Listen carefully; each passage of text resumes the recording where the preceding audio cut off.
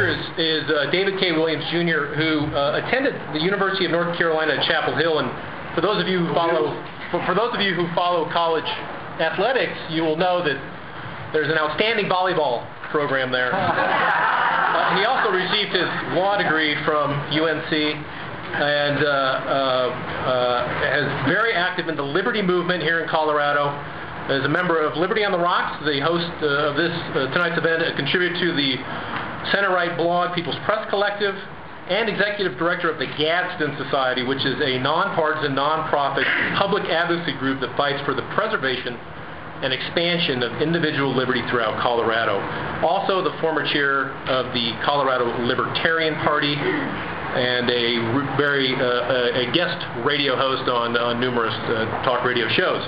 And by the way, he also is a practicing attorney with his own firm, the Williams Law Officer. David, go ahead. Thank you very much, Mike. I do work for the Williams Law Office. My boss is horrible. Can I stand with him? Every now and then I hear something like that. I think, man, I must be pretty smart. And I think about, I'm so smart. Why am I wearing a jacket in this room right now?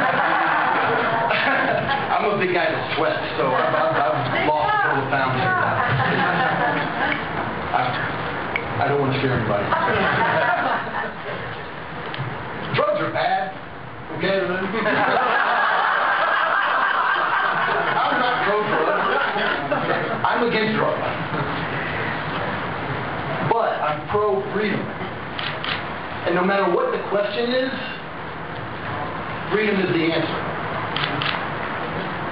The war on drugs is just one more failed big government program that not only does not help the problem, it makes it worse. It exacerbates the thing it is trying to cure, or the thing it is trying to address. Three ways to look at the war on drugs. One is the economics of it. There's more than that, but I'm going to talk about three. Economics, strategy, and philosophy. Look at the economics first and what it costs.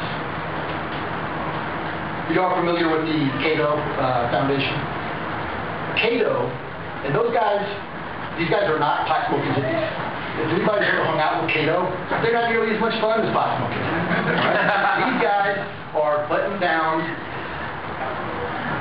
wonks that study economics and study policy. That's what they do. And they've looked at the numbers, among other things. And they have concluded that the drug war is not worth the money it costs. According to the Cato Institute, the government spends $41.3 billion on the drug war. And I've got a copy of the site. You can look at it if you want to attack their methodology. But according to the Cato, $41.3 billion expenditure. And if they legalize drugs, the government would take in revenue and taxes of $46.7 billion. Now, I don't know about y'all, but that sounds like real money to me.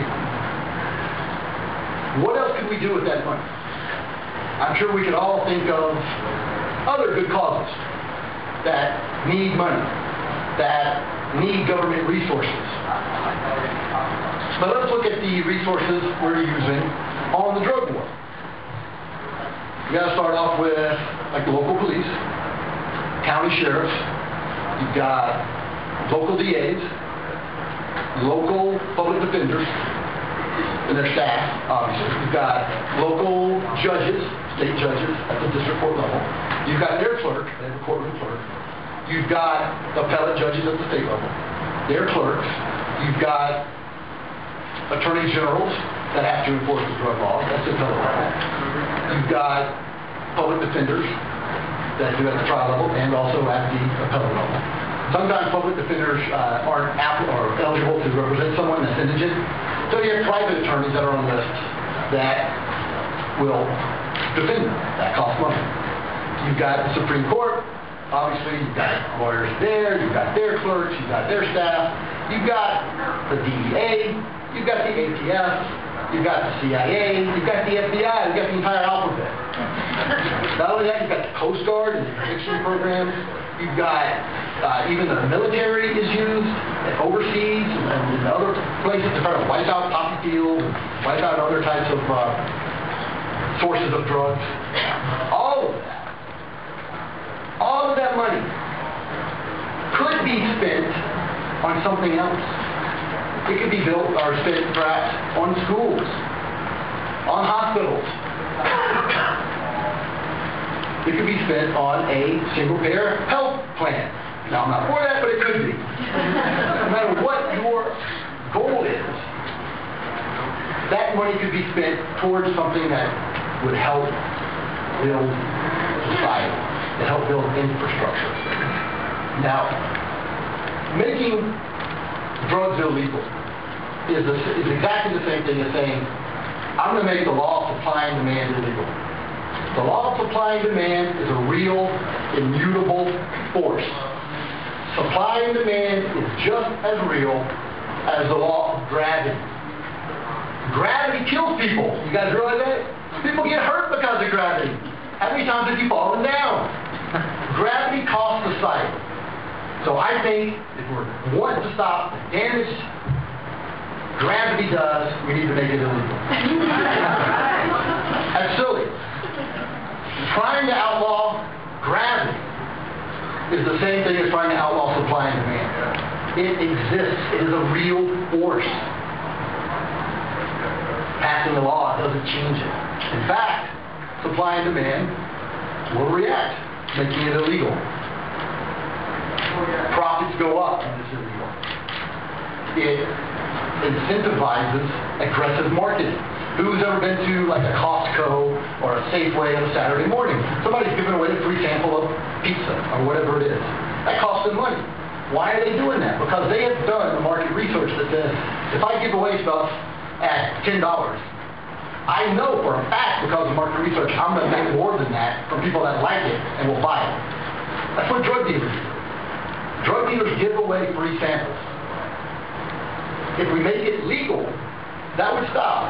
Now you're saying, what? It's just that pizza's legal, so they give it away. Who's ever seen free samples given away of Jack Daniels at Applejack liquor store?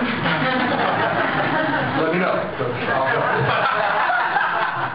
Who's ever seen a distillery hanging out at a schoolyard, handing out samples to kids to get them hooked? They don't do it because it's legal and it's not worth the cost to them of getting caught doing it. But if it's illegal, you got bad guys doing it already. They don't care about the law. They're gangsters. So they'll go down there, they'll go to the third grade school, or wherever it is, and they'll give out free samples to kids to get a customer. That's supply and demand. That's incentivizing bad behavior by government policy. You'll see often sheriff's department or some type of law enforcement agency, they'll make a big bus. They'll get a tractor trailer full of cocaine or whatever it is. Huge photo opportunity. Press comes, they invite them in, they got it all stacked up on huge tables, and the law enforcement has done their job. So they're proud of this. You know, that's their job. They should be. They've accomplished something. Well, you know who else is glad about that? That guy's competitor. He's got all that drugs on the table. He's like, sweet, my profits just doubled. Awesome. Thank you guys for helping me out. Thank you for taking out my competition.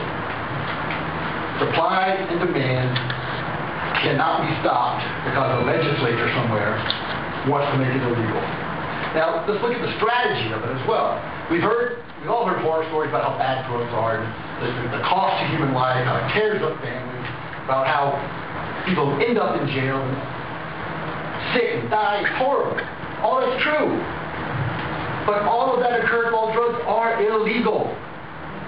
Perhaps we should think of something else if we want to stop all of that. It's a strategic move. So we want to minimize drug use. We want to minimize the negative impact to society. Yet all of the problems we hear about occur while it's illegal. I'm sure you've all heard about Einstein. If you want, the definition of insanity is trying to do the same thing over and over again and get a different result. People that are pro-drug war say, well, we just got to do it more. We got to do more drugs. We got to do more. So the more they fail, the more they need. That's a great argument. It feeds on itself. Now, on strategy, that goes back to taking out the profit motive and violence as well. In the 20s, you had Al Capone and whoever his other gangster competition was in Chicago shooting it out on the street for turf. after Prohibition, has anybody heard of Jack Daniels and Johnny Walker having a shootout anywhere? It doesn't happen because it's legal and they can make money and they don't need to break the law and fight with other violent people. The violent people got out of the business of alcohol, moonshine, because there wasn't any more money. They wanted other things. The same thing now with drugs. You see it in Mexico, obviously it's a lot of news, but you see it in our streets also. Streets of LA, streets of New York, anywhere where there's gangsters. They are fighting over their turf. They're fighting for market share. That's all they're doing. Because the government makes it profitable for them to do it. So if we want to minimize drug use, we want to minimize the profit motive, we want to minimize the marketing, aggressive marketing, we need to make it legal. William Buckley, who can hardly be described as a hot-spoken progressive, was against the war on drugs. Milton Friedman, likewise, against the war on drugs. Let me quote Milton. In May 1 of 1972 in Newsweek, he said, "Prohibition," when he's talking about drugs, "is an attempted cure that makes matters worse for both the addict and the rest of us. Hence, even if you regard present policy towards drugs as ethically justified, considerations of expediency make that policy most unwise. In drugs, as in other areas, persuasion and example are likely to be far more effective than the use of force to shape others in our image." Sum up, I got the red card. Philosophically, it boils down to what is the role of government. I don't care ultimately about the economics or the strategy. I care about what the government is supposed to do. And Robert Heinlein has a great quote. "The human race divides politically into those who want people to be controlled and those who have no such desire." Thomas Jefferson said, "I would rather be exposed to the inconveniences attending too much liberty than to those attending too small a degree of it." I agree with Thomas Jefferson's freedom is dangerous. If you let people make their own choices, a lot of them are going to mess up. I'm an example of that. But what's worse is the government making people make bad decisions through law and force. Live free, because freedom is dangerous, and we should live dangerously.